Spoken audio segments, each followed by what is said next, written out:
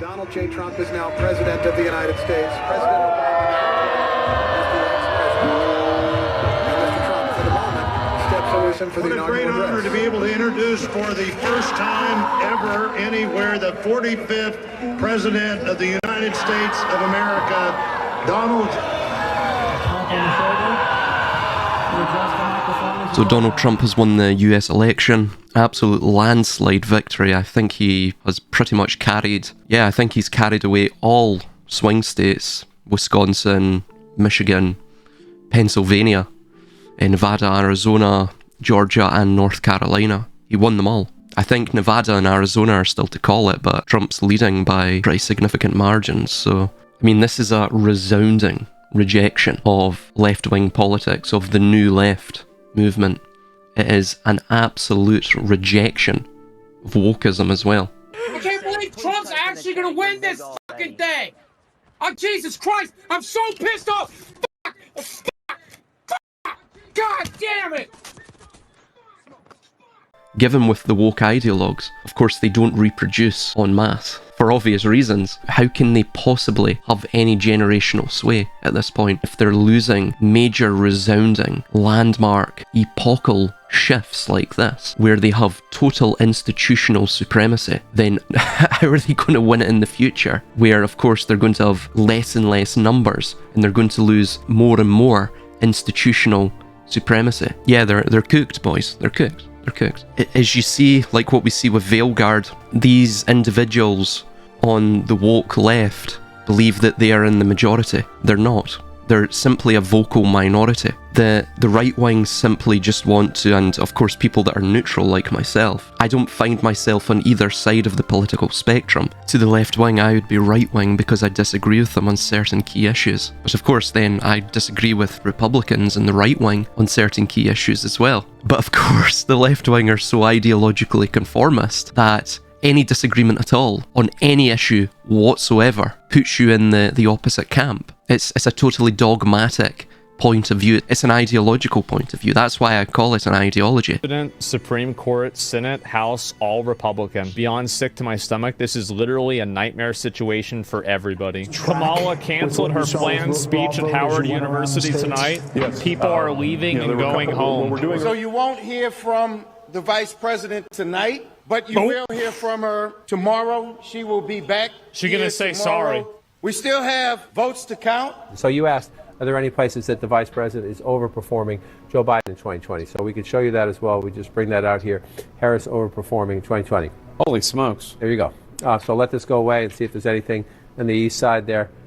Literally nothing? Literally nothing. Literally not one county? So you asked, are there any places that the Vice President is overperforming? Literally nothing. Like any ideology, they only bother themselves with power, and they falsely assume moral superiority to justify mental conformity amongst the entirety of the population. If you're not on board with them, then you're evil. That is why they're having these meltdowns. That is why they're going into these hyperbolic, hyper-emotional states, because they literally believe they are in a country surrounded by devils that have voted for the candidate that they believe is the Antichrist, Satan incarnate. I mean, that is the very base level of thinking of these ironically, secularly dogmatic individuals. I hate to be the person that gets on here and cries, but this could break me and my parents apart because they just don't understand what they voted for and like what it means and the bigotry and hatred that they stand behind and how I am trying to be a good person. I'm not Catholic like they are, which is ironic because it's religion's supposed to make you love. But I could see it breaking me and my parents apart because they just don't get it, and they don't get that they voted for someone who's gonna make my friends' lives hell. My life's okay, I'm a white woman, but my friends are not gonna be okay.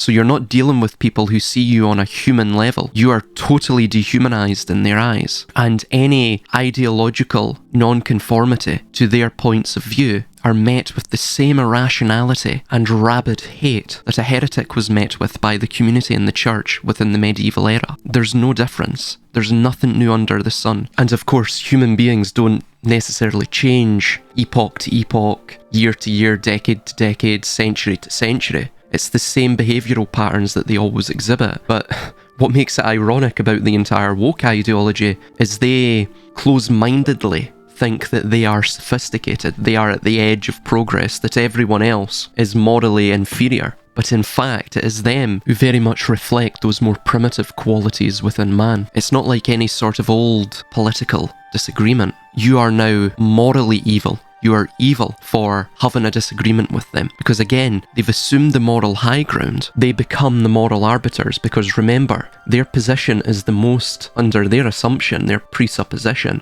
is the most morally superior position to have within society. It is the guiding light of humanity going forward. And if you oppose that under their inherently flawed assumption that they have moral superiority, then of course automatically in their eyes you become evil. In fact, they seem to simply be using politics as a vehicle for their new religion of wokeism. They're using everything. Like what I was mentioning with Veilguard, they are hollowing out these franchises and using them as vehicles for this new religion. Conformity, meaning conformity of thought and mind, equals power. Again, it's like the dog marking its territory with its piss stains. That is why everything is now political. You have to believe everything. You have to be totally on board with the message, or you are on the opposite side. You're either with us or you're with the enemy. It's extreme thinking. They project onto us, their opposition, all of their prejudicial characteristics, all of their negative characteristics. I mean, for example, look at Hillary Clinton. She mentioned we need immigration because who else would pick the corn? Look at a couple of years back on The View, I think it was one of the Osborns that mentioned, we need immigrants, illegal immigrants, because who else will do our gardening or clean our toilets? These people live in such an absolute echo chamber and just shows that they're complete and utter narcissists. We even see, just like Hillary Clinton in 2016, Kamala Harris is not appearing for a commiseratory speech on her loss. She's not meeting with Democrats. She's just went silent. She's went dark. She's ghosted them all. She's obviously, drowning in a salty and sulfuric river of her own tears. But I'm glad we don't have Tampon Tim and cackling Kamala. Just on a personal note, I mean, to be perfectly honest with you, I don't think the presidency has much power anymore. I think it's diminished, and it's been diminishing since maybe 30 years back. And the problem is with a lot of the Western nations, the US being the primary one, of course, the heartland of the Western civilization, is that we have unelected NGOs and unelected, what we call here in the UK, civil servants, what you would call in the US,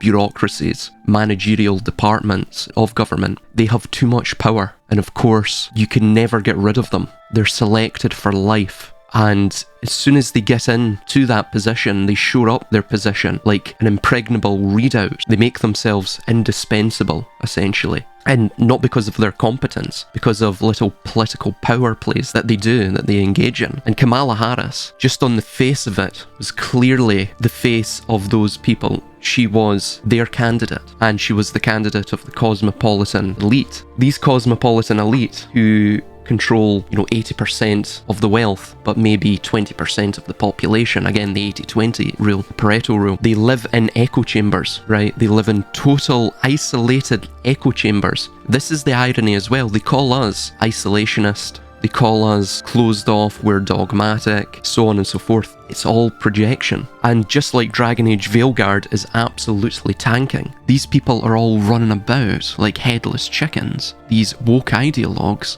because they don't realise that the majority are not supportive of this ideology.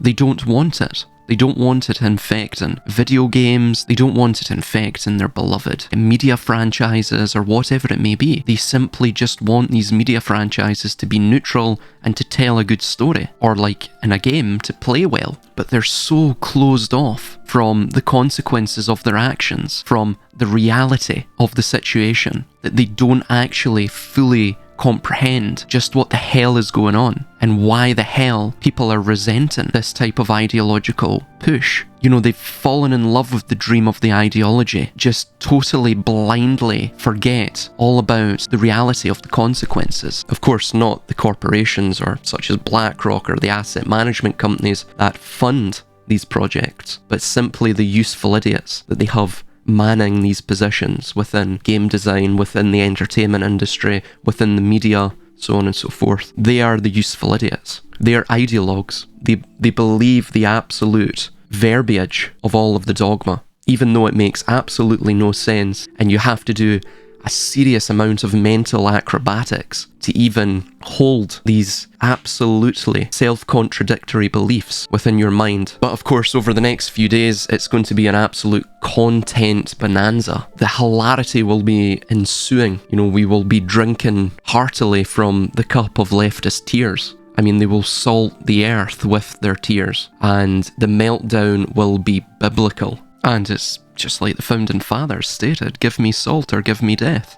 But they are so ideological and emotionally incontinent that they allow themselves to become so emotional over the loss of basically what amounts to a corporate candidate. A candidate that was actively and overtly there for the cosmopolitan elite, for the corporate elite. She was their candidate representing their interests.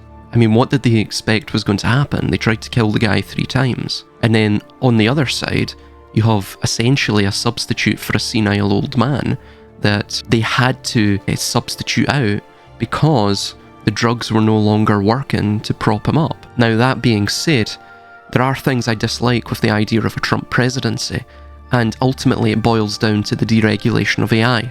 And I think it is extremely dangerous, and of course, Trump has pledged to deregulate AI. Now, I don't think it's dangerous because I think Skynet is going to take over the nuclear codes and blow us all to kingdom come. Not at all. What I think the problem is with AI is that given the dependency that we have upon various technologies, and of course given the popularity of short form content in social media, and the studies that have been taken on potential cognitive decline correlated with the rise of social media and short-form content, and of course cognitive decline being correlated with the path of least resistance and championing convenience. And the problem I see is because AI is essentially a complex and advanced machine of plagiarism and reformulation, that you will get a population that will be completely dependent cognitively on AI, and this dependence will essentially create a nation of mental invalids.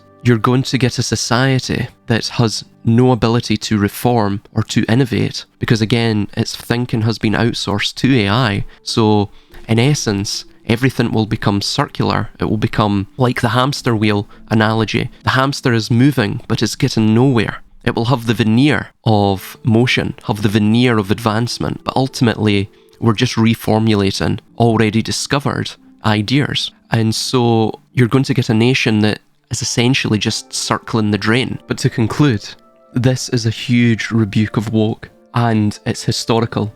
It's going to have far-reaching, seismic effects. It's going to create a domino effect in the rest of the world, I think.